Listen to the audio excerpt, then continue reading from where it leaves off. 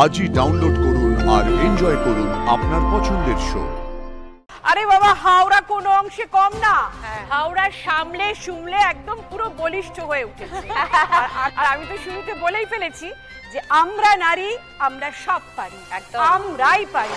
উত্তর দিনাজপুর যারা গর্ব করে তাদের সীমান্তের সংস্কৃতি আর শস্য শ্যামলে। এদিকে বীরভূম মানে খোল কর্তার বাউল গান আর লাল মাটির টানে ভরপুর পুজোর আবেগ। আবার হুগলি হাজির গঙ্গার তীরের হাওয়া জমজমাট পুজোর আয়োজনের গর্ব নিয়ে।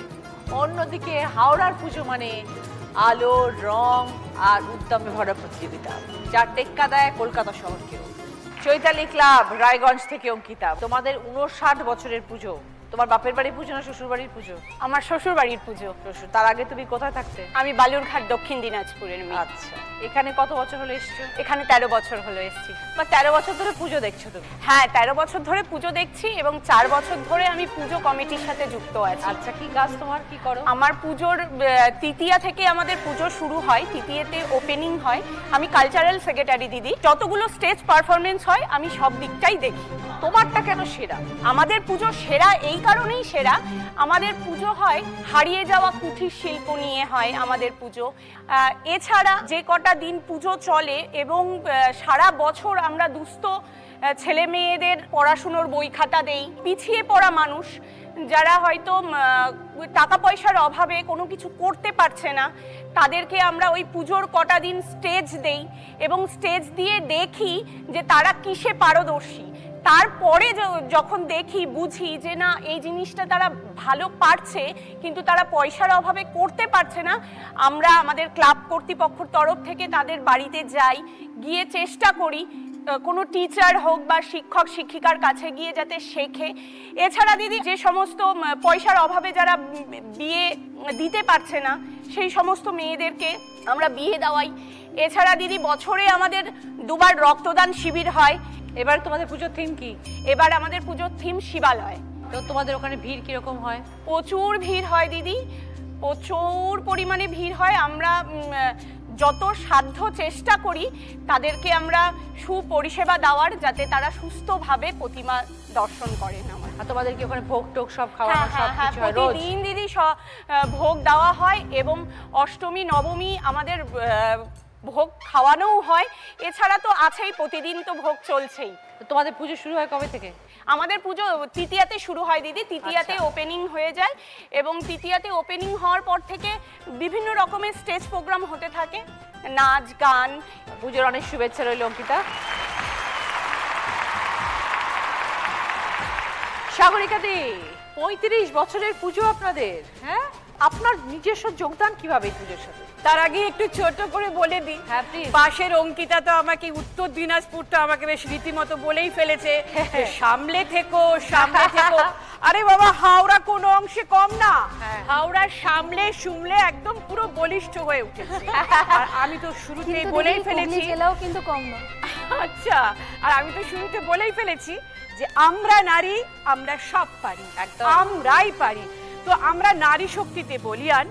আর আমি তো কিছুটা সময় বাইরে ছিলাম, বাইরে থেকে চলে আসার পর বিগত 20 বছর ধরে কিন্তু আমি এই পুজোর সাথে একদম ওতপ্রোতভাবে জড়িত। মানে খুঁটি নাটি কিভাবে এটাকে আরো সমৃদ্ধ করা যায়, আরো এনরিচ করা যায়, আরো কিছু ইনোভেটিভ আইডিয়া আমরা নিতে পারি, এগুলো কিন্তু আমাদের অবিরত পরিকল্পনা চলতেই থাকে। তো এটা, আপনি হাওড়ার বাসিন্দা? আমি হাওড়ার বাসিন্দা ছিলাম না, আমি আগে ছিলাম দমদমে। তারপর বিবাহ সূত্রে আমি কেরালা। ও হ্যাঁ, কেরালা থেকে আমি অনেক সমুদ্র পার হতে হতে আজ তোমাদের দরবারে। মহিলাদের পুজো এটা? এটা সম্পূর্ণ মহিলাদের। Very interesting. কিভাবে শুরু হলো এটা? এটা অনেক আগে, আজ থেকে 35 বছর আগে শুরু হয়েছিল। হয়তো সেই সময় একদম রুট স্তরে আমি ছিলাম না, কিন্তু পরবর্তীকালে যখন আমি হাওড়ায় চলে এলাম, হাওড়াতে আমার নিজস্ব বাড়ি, নিজের থাকা শুরু হলো, হাওড়াকে আমি একটু একটু করে চিনতে জানতে শুরু করলাম এবং আমার এই কাছাকাছি এই পুজো যখন দেখলাম যে এটা মহিলারা মিলে একটা উদ্যোগ নিয়ে শুরু করেছে, আমি কিন্তু যেহেতু এইসব জিনিস ভীষণ পছন্দ করি, মন থেকে অন্তর থেকে পছন্দ করি, তো আমি এর মধ্যে স্ব-ইচ্ছায় গিয়ে ভীষণভাবে ইনভলভ হলাম। তো এইভাবে আমরা আমাদের পুজোর 4টে দিন ভরপুর আনন্দ, মজা, ধুনুচি নাচ, নানা প্রতিযোগিতা আমাদের চলতেই থাকে। মানে 4টে দিন যে কিভাবে কেটে যায় আমরা বুঝতে পারি না একদম। ভালো থাকবেন, আপনাকে পুজোর আমার অনেক শুভেচ্ছা দেওয়া রইল। বেগুনতলা জাগরণীর সঙ্গে 25 বছরের পুজো তোমাদের। তোমার শ্বশুরবাড়ির পুজো? একদম আমাদের শ্বশুরবাড়ির পুজো। কত বছর হলো বিয়ে হয়েছে? আমার হয়েছে 2 বছর। 2 বছর ও এখন কমপ্লিট বাবা, হয়নি। মানে 2 বছর ধরে তুমি এই পুজোর সাথে যুক্ত। তার আগে? হ্যাঁ, তার আগে আমি বাপের বাড়িতে পুজোর সাথে জড়িত ছিলাম না, তোমার কিন্তু বাপের বাড়ি আসতাম। কোথায়? আমার বাড়ি চন্দননগর। আচ্ছা। আমি আসতাম এই বাড়ির পুজোতে, মানে এখানকার পুজোতে অংশগ্রহণ পার্টিসিপেট ছিলাম না, কিন্তু এবছর আমি নতুন ভাবে পার্টিসিপেট করলাম এবং পুজোর দায়িত্ব নিয়েছো? দায়িত্ব নিয়েছি। কি দায়িত্ব আগে তোমার? ভোগের দায়িত্ব আছে আমার কাছে, এবং তার সাথে সাথে ভলেন্টিয়ার। আমাদের খুব অর্গানাইজ ভাবে কাজ হয়। হুগলি জেলায় অ্যাপ্রক্স 200-র ওপরে পুজো হয়।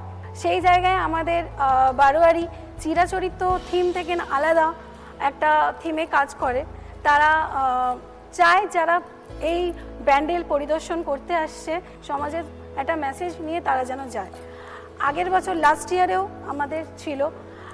আমাদের যে শিল্পী আছেন আশিস দাস, তিনি প্রত্যেক বছরই নতুনত্ব থিম এবং সমাজের একটা যাতে মেসেজ যায় সেরকম থিম উনি অর্গানাইজ করেন।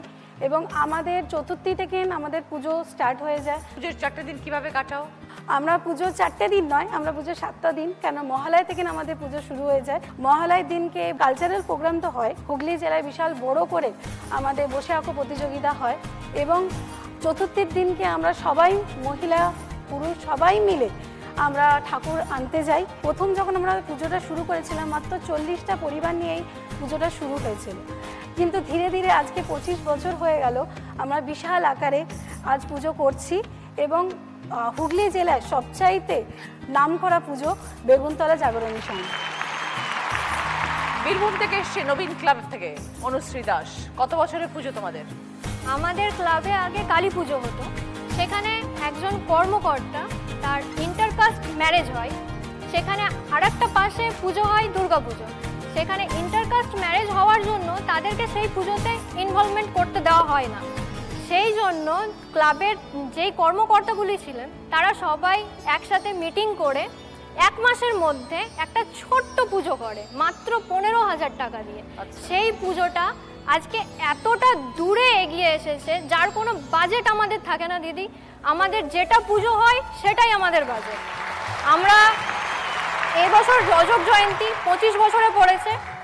আমি as a junior general secretary হয়ে আমাদের সব কিছু যারা মহিলারা আছে, শুধুমাত্র মহিলা নয়, মহিলা আর জুনিয়রদের যারা ছেলেরাও আছে, আমরা সবাই এক জায়গায় হয়ে যে কোনো কালচারাল প্রোগ্রাম, যেটা বললেন হুগলি জেলা যেখানে কবিগুরু রবীন্দ্রনাথ ঠাকুর আছেন, সেখানে আমাদের কালচারাল প্রোগ্রাম সব থেকে বেস্ট হয়ে থাকে। আর যেটা আমাদের মেডিকেল ক্যাম্প, এটা সারা বছর আমাদের চলে, আর সেটা free of cost. Blood donation camp free of কস্টে আমরা দিয়ে থাকি। অক্সিজেন, হুইল চেয়ার, গরিবদের যে কোনো ধরনের বস্ত্র, শীতকালের শীত বস্ত্র। পুজোর অনেক শুভেচ্ছা রইল অনুশ্রী।